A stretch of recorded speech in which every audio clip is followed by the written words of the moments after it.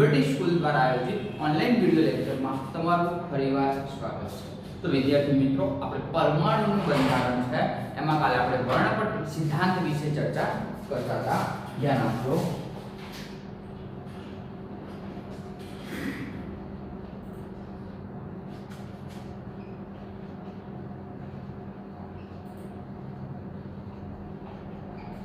परमाणुનું બંધારણ કાલે આપણે વર્ણપટ વિશે ચર્ચા થોડી કરી હતી। વર્ણપટનું આપણે બે રીતે વર્ગીકરણ કર્યું હતું, ઉત્સર્જન વર્ણપટ, અવશોષણ અથવા શોષણ વર્ણપટ। બરાબર, ઉત્સર્જનનું પાછું બે પ્રકાર વર્ગીકૃત કર્યું હતું, સતત અને અસતત। બરાબર છે, આ બાજુ બે પ્રકાર વર્ગીકૃત કર્યું હતું, રેખીય અને પટ્ટીય। બરાબર છે, તો કાલે આપણે સતત અને અસતત વર્ણપટની ચર્ચા પૂરી કરી હતી અગાઉના વિડિયો લેક્ચરમાં, અને એની સાથે સાથે આપણે અસતત વર્ણપટ હતો, જે રેખીય વર્ણપટ હતો, એની કેટલીક લાક્ષણિકતા જોવાની બાકી હતી। શું હતી? લાક્ષણિકતા જોવાની બાકી હતી। તો ધ્યાન આપજો। રેખીય વર્ણપટની લાક્ષણિકતા। બરાબર છે, તો આપણે શું ચર્ચા કરતા હતા? યાદ રાખજો, આવી ચર્ચા આપણે કરી હતી કે કોઈ ઉદ્ગમ સ્થાન હોય, બરાબર છે, પરમાણુનું ઉદ્ગમ સ્થાન હોય, બરાબર, ત્યાં સમજો કે આપણે કોઈ કિરણ નીકળે છે, કિરણનું અહીંયા આપણે ઉદ્ગમ સ્થાન બતાવીએ છીએ, બરાબર। આ ઉદ્ગમ સ્થાનની આગળ એક વાયુરૂપ પરમાણુ આપણે મૂકતા હતા। શું મૂકતા હતા? વાયુરૂપ પરમાણુ, બરાબર। તો શું થતું હતું? અહીંયાથી ઉદ્ભવ સ્થાનમાંથી નીકળેલું કિરણ એ વાયુરૂપ પરમાણુમાંથી પસાર થશે। અહીંયા આપણે દર્શાવો અથવા નહીં દર્શાવો સ્લિટ મૂકતા હતા। શું મૂકતા હતા? સ્લિટ। આ શું દર્શાવ્યું છે? સ્લિટ। હવે સ્લિટ દર્શાવશો કે નહીં દર્શાવો? સ્લિટનું કાર્ય શું છે કે તમારું જે કિરણ પસાર થાય છે એને બીજી દિશામાં નહીં જવા દે, બરાબર। અહીંયા આપણે શું કરતા હતા? એક પ્રિઝમ મૂકતા હતા। શું મૂકતા હતા? પ્રિઝમ મૂકતા હતા, એટલે આ કિરણ સીધું સામાં આવતું હતું પ્રિઝમમાં। અહીંયા આપણે ફોટોગ્રાફિક પ્લેટ મૂકતા હતા। શું મૂકતા હતા? Photographic plate. અને એ ફોટોગ્રાફિક પ્લેટ ઉપર જુદા જુદા 7 રંગોમાં આપણને વિભાજન જોવા મળતું। કેટલા રંગોમાં? 7 રંગોમાં। એ 7 રંગો કયા હતા? તો કે જાની, વાલી, પીનારા, બરાબર। આ શું છે? પ્રિઝમ। આ શું છે? Photographic plate.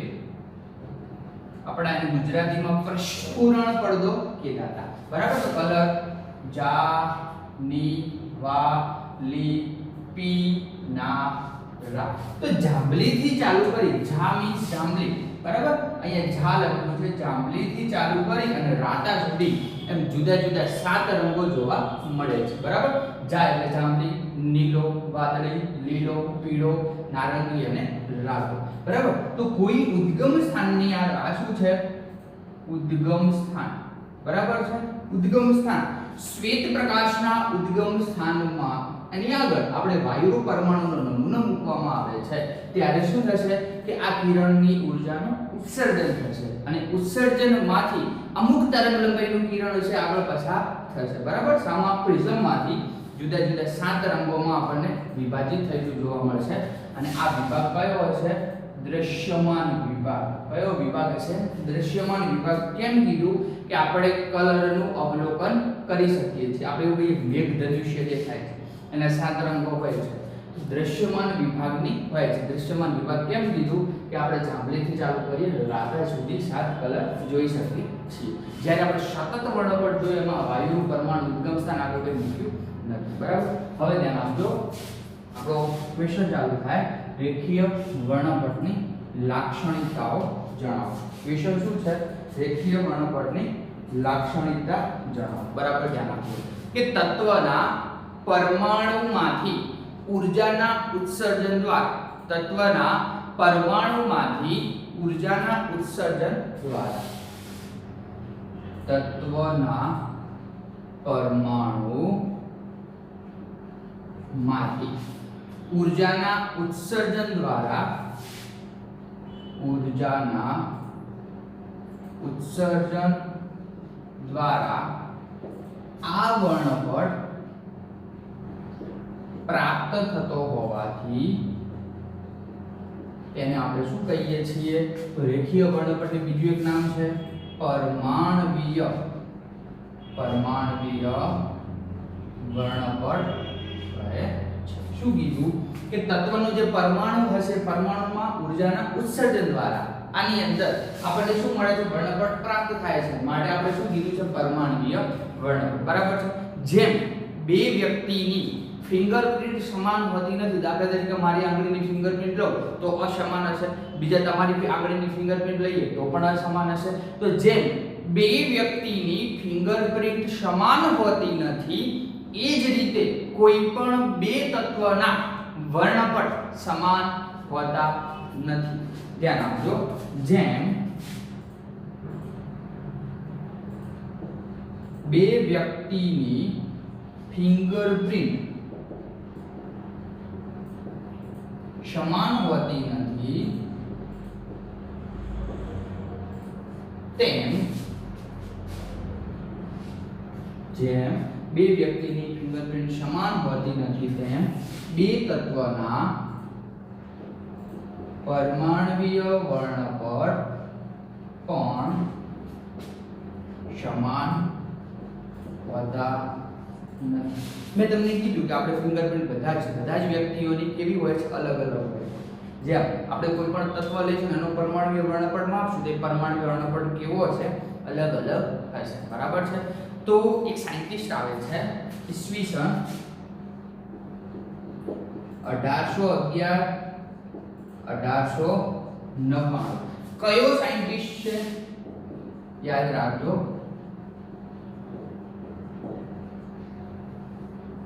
રોબર્ટ બુન્સેન નામના વૈજ્ઞાનિકે દર્શાવ્યું. બરાબર છે. તો શું કર્યું? તો બે નમૂના લીધા. એક નમૂનાનો અથવા બે તત્વ લીધા. એ બે તત્વના એક તત્વનો પરમાણ્વીય વર્ણપટ આપણે જાણીતો છે, બીજા તત્વનો પરમાણ્વીય વર્ણપટ આપણે જાણીતો નથી. તો બે નમૂના લીધા, બે પરમાણ્વીય વર્ણપટ લીધા.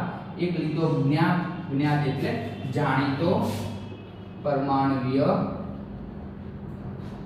વર્ણપટ અને બીજો લીધો અજ્ઞાત પરમાણ્વીય વર્ણપટ. બરાબર છે. બંનેનું કમ્પેરિઝન કર્યું, બંનેને એકબીજા સાથે સરખાયો છે. તો જ્ઞાત એટલે જાણીતા પરમાણ્વીય વર્ણપટને અજાણીતા પરમાણ્વીય વર્ણપટ સાથે સરખાવવામાં આવે છે. તો આપણે અજ્ઞાત તત્વ શોધી શકીએ છીએ. તો અજ્ઞાત તત્વો વિશે માહિતી મળે છે. તો અજ્ઞાત તત્વો વિશે કોઈ તમારે માહિતી મેળવવી છે તો શું કરશો? તો દાખલા તરીકે હાઇડ્રોજન છે, હાઇડ્રોજનનો પરમાણ્વીય વર્ણપટ તમે માપો છો, તો હાઇડ્રોજનના પરમાણ્વીય વર્ણપટથી તમે એવું સાબિત કરી શકશો કે આ તત્વ હાઇડ્રોજન છે. બીજો કોઈ દાખલા તરીકે કોઈ તત્વ લઈ લો જે અજ્ઞાત છે, તો એના પરમાણ્વીય વર્ણપટનો અભ્યાસ કરવાનો છે અને એ પરમાણ્વીય વર્ણપટના અભ્યાસ પરથી આપણે એવું નક્કી કરી શકશું કે આ તત્વ હાજર છે. બરાબર છે. તો જુદા જુદા ઉદાહરણ દ્વારા આપણે સમજી શકીએ, જેમ કે રૂબિડિયમ છે, સીઝિયમ છે, થેલિયમ છે, ઇન્ડિયમ છે, ગેલિયમ છે, સ્કેન્ડિયમ છે વગેરે ખનિજોના પૃથ્થકરણ દ્વારા સ્પેક્ટ્રોસ્કોપિક પદ્ધતિથી મેળવવામાં આવે છે. કયા કયા તત્વની આપણે ચર્ચા કરી કે ચર્ચા કરીએ? રૂબિડિયમ જેની સંજ્ઞા છે Rb. બરાબર છે. રૂબિડિયમ પછી સીઝિયમ, આ બંને કયા સમૂહના તત્વ છે? પ્રથમ હેલી નાગે રબસે ફરિયા. બરાબર છે. રૂબિડિયમ પછી સીઝિયમ જેની સંજ્ઞા છે Cs, ગેલિયમ જેની સંજ્ઞા છે Ga, હેલિયમ, સ્કેન્ડિયમ આ બધા તત્વો શામાંથી મેળવવામાં આવે છે? તો એની ખનિજોના પૃથ્થકરણ કરી સ્પેક્ટ્રોસ્કોપિક પદ્ધતિ દ્વારા ખનિજોના પૃથ્થકરણ કરી સ્પેક્ટ્રોસ્કોપિક પદ્ધતિ દ્વારા મેળવવામાં બરાબર છે. એનું પૃથ્થકરણ કરવામાં આવે છે અને સ્પેક્ટ્રોસ્કોપિક પદ્ધતિ દ્વારા મેળવવામાં આવે છે. હવે આપણે આગળ ચર્ચા કરીએ આઈન્સ્ટાઈનના મત મુજબ. આઈન્સ્ટાઈને આપણને શું કીધું?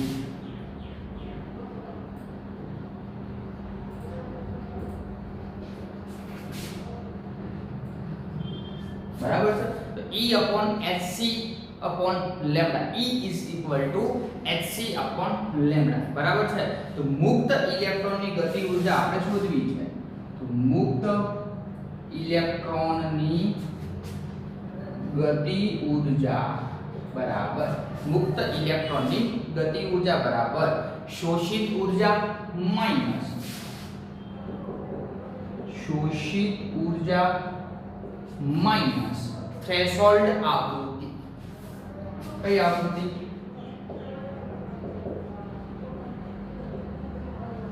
चलो क्लियर છે તો આપણે અહીંયા મુક્ત ઇલેક્ટ્રોનની ગતિ ઊર્જાની ચર્ચા કરી ત્યારે શું લખી હતી તો 1/2 me v2 બરાબર me શું દર્શાવે છે દળ m એટલે માસ એટલે દળ v શું દર્શાવે છે વેગ દર્શાવે છે શું દર્શાવે છે વેગ દર્શાવે છે શોષિત ઊર્જા કેટલી થશે hv અને થ્રેશોલ્ડ આવૃત્તિ hv 0 બરાબર તો v બરાબર શું લખી શકાય c upon લેમ્બડા શું લખી શકાય c upon લેમ્બડા તો આને આ રીતે લખી શકાય hv બરાબર c upon lambda minus h c upon lambda છે બરાબર છે ખાલી કિંમત મૂકી છે બીજું કંઈ કર્યું નથી ધ્યાન આપજો hv v બરાબર શું મૂક્યું c upon લેમ્બડા તો v0 બરાબર શું થાય c upon લેમ્બડા 0 શું થાય c upon લેમ્બડા 0 તો hc upon લેમ્બડા 0 તો બંનેમાંથી કંઈ કોમન નીકળે એવું છે હા શું નીકળે એવું છે hc તો શું થશે 1 upon lambda minus 1 upon lambda 0 hc is equal to 1 upon lambda minus 1 upon lambda 0 બરાબર છે અને છેલ્લો મુદ્દો કે આપણે બીજી ચર્ચા કરીએ કે ઓછી તીવ્રતા વાળો અથવા કોઈ એવું કિરણ છે કે જેની તીવ્રતા કેવી છે ઓછી તીવ્રતા વાળા ફોટોન કરતા વધુ તીવ્રતા વાળા ફોટોન કોણ વધુ ઇલેક્ટ્રોન ઉત્સર્જિત કરશે તો વધુ શક્તિવાળા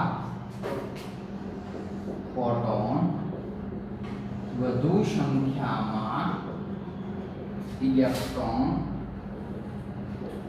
ઉત્સર્જિત કરે છે વધુ શક્તિવાળા ફોટોન વધુ સંખ્યામાં ઇલેક્ટ્રોનનું ઉત્સર્જન કરે છે બરાબર તો ધ્યાન આપજો આપણે ચર્ચા શું કરી છે કે રેખીય વર્ણપટની લાક્ષણિકતા ઉદ્ગમ સ્થાન વાયુનું પરમાણુ મૂક્યો છે સ્લિટ મૂકી છે પ્રિઝમમાંથી પસાર કરતા જુદા જુદા રંગોમાં જોવા મળે છે આપણે લખ્યું પરમાણુ વર્ણપટની વ્યાખ્યા આપી રોબર્ટ બુન્સને કંઈક આપણને માહિતી આપી એ લખ્યું પછી આપણે એક સૂત્ર સાબિત કર્યું 1/2 me v2 બરાબર hc 1/λ minus 1/λ 0 બરાબર તો આ સાથે સાથે આપણે આ જે ચર્ચા છે રેખીય વર્ણપટની એ આપણે પૂરી કરીએ છીએ હવે આપણે જોઈએ પટ્ટીય વર્ણપટ એની પહેલા ફટાફટ આટલું લખી નાખો પોઝ કરી અને લખી નાખજો પછી આપણે જઈએ પટ્ટીય વર્ણપટ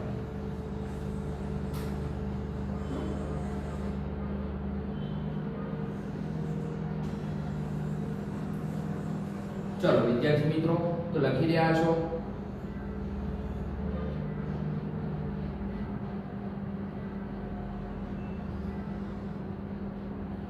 ચલો તો લખી રહ્યા છો હવે આપણે જોઈએ છીએ પટ્ટીય વર્ણપટ કયો વર્ણપટ પટ્ટીય વર્ણપટ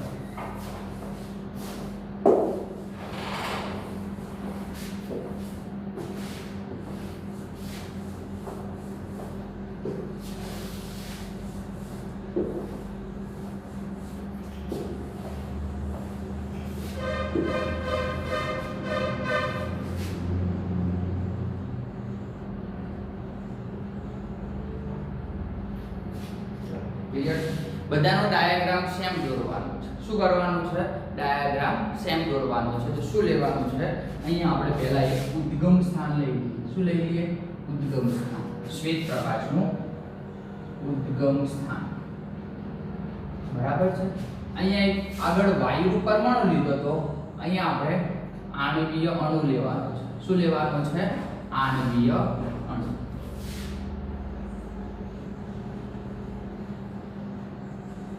બરાબર છે અહીંયા આપણે પ્રિઝમ લેવાનું છે શું લેવાનું છે પ્રિઝમ બરાબર અહીંયા આપણે ફોટોગ્રાફિક પ્લેટ લેવાની છે શું લેવાનું છે? Photographic plate. હવે ઉદ્ગમ સ્થાનમાંથી નીકળેલું પ્રકાશનું કિરણ જ્યારે આણ્વીય અણુમાંથી પસાર થાય છે ત્યારે બધા જ નીકળેલા કિરણો એ પ્રિઝમમાંથી પસાર થઈ ફોટોગ્રાફી પ્લેટ પર અથડાતા નથી. આપણે જુદા જુદા દ્રશ્ય વિભાગની તરંગલંબાઈ ધરાવતા પ્રકાશનું વિકિરણ જોવા મળતું નથી, પણ આણ્વીય અણુ અમુક તરંગલંબાઈના કિરણોનું ઉત્સર્જન કરશે, બરાબર છે. પછી એમાંથી કેટલાક કિરણોને આગળ ધકેલ છે એટલે શામાં જશે? પ્રિઝમમાં, બરાબર છે. તો પ્રિઝમમાંથી શું થશે? આપણને જુદી જુદી તરંગલંબાઈના વિકિરણોને જુદા જુદા પટ્ટાઓમાં વિભાજિત થશે. શું થશે? જુદા જુદા પટ્ટાઓમાં વિભાજિત થશે. તો આપણને આવા જુદા જુદા પટ્ટા જોવા મળશે, બરાબર. અલગ અલગ રંગના પટ્ટા જોવા મળશે, બરાબર. તો આપણે આ સમજીએ આણ્વીય અણુ શું, ઉદ્ગમ સ્થાન એટલે શું, આ શું દર્શાવ્યું છે? પ્રિઝમ દર્શાવ્યો છે, અને આ શું દર્શાવ્યું છે? ફોટોગ્રાફી, બરાબર છે. તો લખીએ આપણે કે નીચા તાપમાને અને દબાણે કેટલાક સંયોજનો, આણ્વીય અણુ તરીકે શું લેવાનું છે આપણે? કેટલાક સંયોજનો. તો નીચા તાપમાને અને દબાણે કેટલાક સંયોજનો અથવા આપણે વાયુઓ લઈએ. કયા કયા વાયુ છે? નાઇટ્રોજન વાયુ છે, ઓક્સિજન વાયુ છે. એને પ્રકાશના ઉદ્ગમ સ્થાનની સામે મૂકવામાં આવે છે તો ઊર્જાનું શોષણ થશે અને વિકિરણનું ઉત્સર્જન થશે, બરાબર. ધ્યાન આપજો કે આણ્વીય અણુને અથવા પહેલા નીચા તાપમાને અને દબાણે, તાપમાન કેવું રાખવાનું છે? નીચા તાપમાને દબાણે, બરાબર છે. નીચા તાપમાને અને દબાણે આણ્વીય અણુ અથવા કેટલાક વાયુઓને ઉદ્ગમ સ્થાનની આગળ મૂકવામાં આવે અથવા ઉદ્ગમ સ્થાનની સામે મૂકવામાં આવે તો, બરાબર. ઉદ્ગમ સ્થાનની સામે આપણે શું મૂક્યું છે? આણ્વીય અણુ અથવા વાયુ તરીકે કોણ છે? નાઇટ્રોજન લઈ લો, ઓક્સિજન લઈ લો, વગેરે વાયુઓ મૂકવામાં આવે છે ત્યારે, બરાબર છે. તો વિકિરણનું શોષણ થાય છે, ઊર્જાનું શોષણ થાય છે અને વિકિરણ મુક્ત થાય છે. તો ઊર્જાનું શોષણ થાય છે, ત્યારબાદ તેમાંથી વિકિરણ મુક્ત થાય છે, બરાબર. તો આની અંદર ઊર્જાનું શોષણ થશે, બધા કિરણો ઉદ્ગમ સ્થાનમાં નીકળશે, આણ્વીય અણુ સાથે અથડાશે, આણ્વીય અણુ શું કરશે? શોષણ કરશે, અને એમાંથી અમુક તરંગલંબાઈના વિકિરણ ઉત્સર્જન કરશે એટલે મુક્ત કરશે, અને પ્રિઝમ સાથે અથડાશે. પ્રિઝમ સાથે અથડાશે એટલે આપણને શું થશે? જુદા જુદા રંગીન પટ્ટાઓ જોવા મળશે, બરાબર છે. તો બે ક્રમિક રેખા વચ્ચે, બરાબર, આ રેખા છે, આ રેખા છે, આ રેખા છે. અહીંયા આપણને કાળો ભાગ જોવા મળે છે. શું જોવા મળે છે? કાળો ભાગ અલગ થયેલો જોવા મળે છે, બરાબર. બે ક્રમિક રેખા વચ્ચે કાળો ભાગ શું થયેલો? અલગ થયેલ જોવા મળે છે. શું જોવા મળે છે? આ કાળો ભાગ છે, કાળો ભાગ અલગ થયેલો જોવા આપણને મળે છે, જેને આપણે પટ્ટા તરીકે ઓળખવાનું છે. જેને આપણે પટ્ટા કહીશું એટલે આપણે શું કહેવાનું છે? એને પટ્ટીય વર્ણપટ, બરાબર. અહીંયા આપણને 7 રંગો જોવા મળતા નથી, જુદા જુદા બ્લેક કલરના, કાળા કલરના પટ્ટા જોવા મળે છે. શું જોવા મળે છે? પટ્ટા જોવા મળે છે, બરાબર છે. તો બસ આ ચર્ચા આપણે શાની કરવાની હતી? પટ્ટીય વર્ણપટની, બરાબર છે. હવે આવો નવો વર્ણપટ આપણે જોવાનો છે અવશોષણ વર્ણપટ. ઉત્સર્જન વર્ણપટ પૂરો કર્યો છે, હવે આપણે જોઈએ અવશોષણ વર્ણપટ.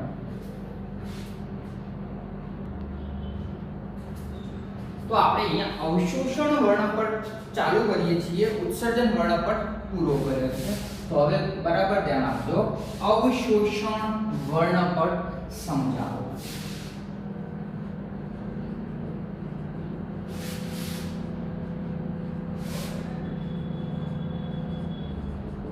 બરાબર. અને આ અવશોષણ વર્ણપટ છે એના પાછા આપણે બે પ્રકાર પાડવાના છે, રેખીય વર્ણપટ અને પટ્ટીય વર્ણપટ. બરાબર છે. તો પહેલા આકૃતિ સમજી લેજો કે આપણે પ્રકાશનું ઉદ્ગમ સ્થાન લેવાનું છે. શ્વેત પ્રકાશનું શું લીધું છે? ઉદ્ગમ સ્થાન. બરાબર. અહીંયા આપણે એની સાથે સામે એક અહીંયા શું મૂક્યું તો આણ્વીય અણુ મૂક્યો. શું મૂક્યો તો આણ્વીય અણુ. બરાબર. તો અહીંયા આપણે શું મૂકવાનું છે?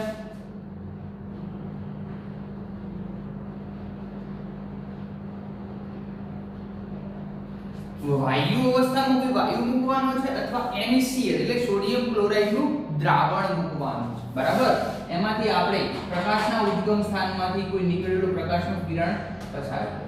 બરાબર. તો પ્રિઝમ માંથી એ પસાર થશે અને ફોટોગ્રાફિક પ્લેટ ઉપર જુદા જુદા રંગમાં વિભાજિત થશે. શું દર્શાવે છે? આ જુદા જુદા રંગ દર્શાવે છે. શું દર્શાવે છે? જુદા જુદા રંગ. તો આપણે કયો વિભાગ હશે? રંગ દર્શાવે છે. આ પણ રંગ દર્શાવે છે. આ પણ રંગ દર્શાવે છે. તો અહીંયાથી પ્રકાશના ઉદ્ગમ સ્થાનમાંથી નીકળેલું પ્રકાશનું સીધું કિરણ શામાંથી પસાર થાય છે? ત્યારે એક પહેલા કોના સાથે અથડાય છે? પ્રિઝમમાંથી પસાર થાય છે. અહીંયા સ્લિટ મૂકશો નહીં મૂકો તે સીધું રંગીન પટ્ટાઓમાં વિભાજિત થયેલું આપણને જોવા મળે છે. બરાબર છે.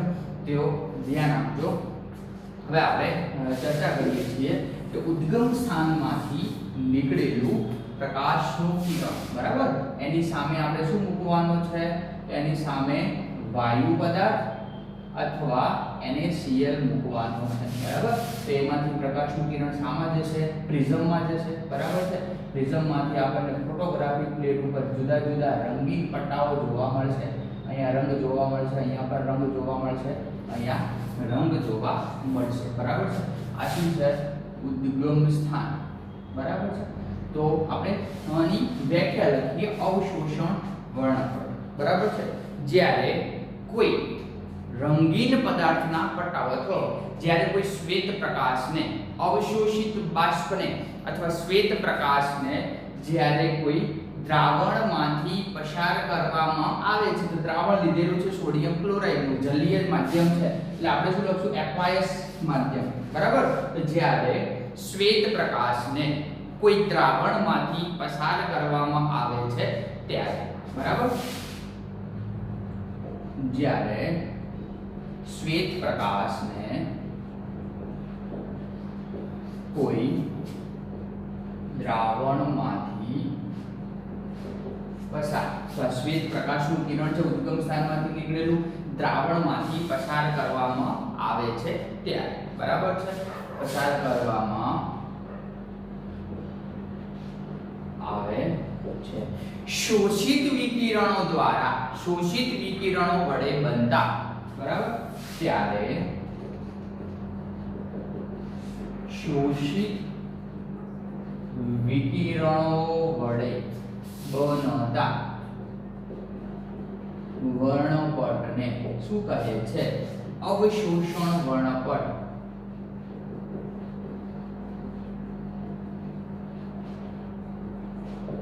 તો અહીંયા ઉદ્ગમ સ્થાનમાંથી નીકળેલું કિરણ માત્ર ચેન્જ કેટલો છે? અહીંયા NaCl દ્રાવણ મૂકવાનું છે. અહીંયા આપણે પટ્ટીય વર્ણપટ જોતા હતા, આણ્વીય અણુ મૂકેલા, બાકી બધું સેમ બાબત ચર્ચા કરવાની છે. તો શ્વેત પ્રકાશને કોઈ દ્રાવણમાંથી પસાર કરવામાં આવે છે ત્યારે શોષિત વિકિરણો વડે બનતા વર્ણપટને આપણે શું કીધું? અવશોષણ વર્ણપટ કહે છે. બરાબર છે. તો આપણને અહીંયા શું જોવા મળે છે? રંગ જોવા મળે, પણ રંગની સાથે સાથે ઘેરા રંગીન પટ્ટા જોવા મળે છે. શું જોવા મળે છે? તો અવશોષણ વર્ણપટમાં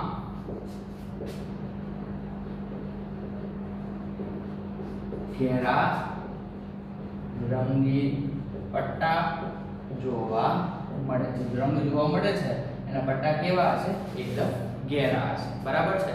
તો હવે આપણે વ્યાખ્યા બે આપવાની છે, કારણ કે આપણે બે પ્રકાર પાડતા હતા. એક હતો રેખીય અવશોષણ વર્ણપટ, બીજો હતો પટ્ટીય અવશોષણ વર્ણપટ. તો રેખીય અવશોષણ વર્ણપટની વ્યાખ્યા શું આપવાની છે? તો શ્વેત પ્રકાશને વાયુરૂપ પરમાણુમાંથી પસાર કરવામાં આવે છે ત્યારે જે વર્ણપટ રચાય છે એને આપણે રેખીય વર્ણપટ તરીકે ઓળખવાનું છે. બરાબર છે? તો ધ્યાન આપજો. શ્વેત પ્રકાશને, બરાબર લખું છું, શ્વેત પ્રકાશને વાયુરૂપ પરમાણુમાંથી પસાર કરતા, શ્વેત પ્રકાશને વાયુરૂપ પરમાણુમાંથી પસાર કરતા જે વર્ણપટ ઉદ્ભવે છે તેને રેખીય અવિશોષણ વર્ણપટ કહે છે. બરાબર છે? અને પટ્ટીય વર્ણપટ તો જ્યારે દ્રશ્ય પ્રકાશને આણ્વીય વાયુમાંથી પસાર કરતા, તો આ પટ્ટીય છે તો આણ્વીય અણુમાંથી પસાર કર્યો છે, તો શામાંથી પસાર કરવાનો છે?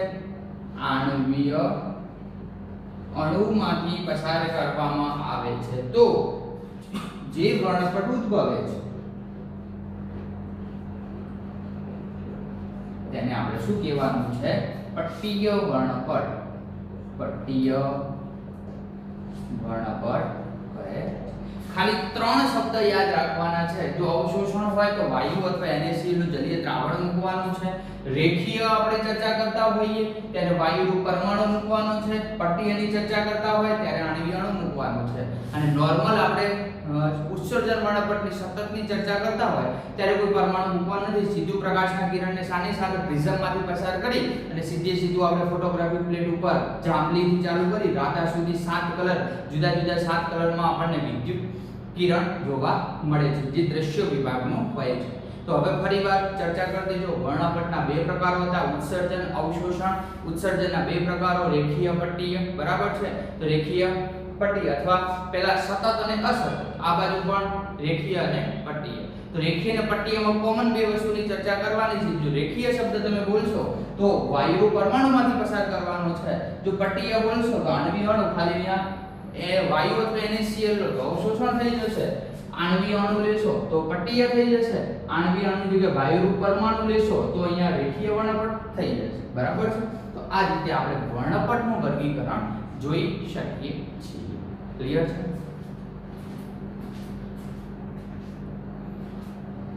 તો હવે આની સાથે સાથે આપણે આજનું વિડિયો લેક્ચર અહીંયા પૂરું કરીએ છીએ. હવે આપણે નેક્સ્ટ વિડિયો લેક્ચરમાં હાઇડ્રોજન પરમાણુનું રેખીય વર્ણપટ જોઈશું. Clear? Thank you very much.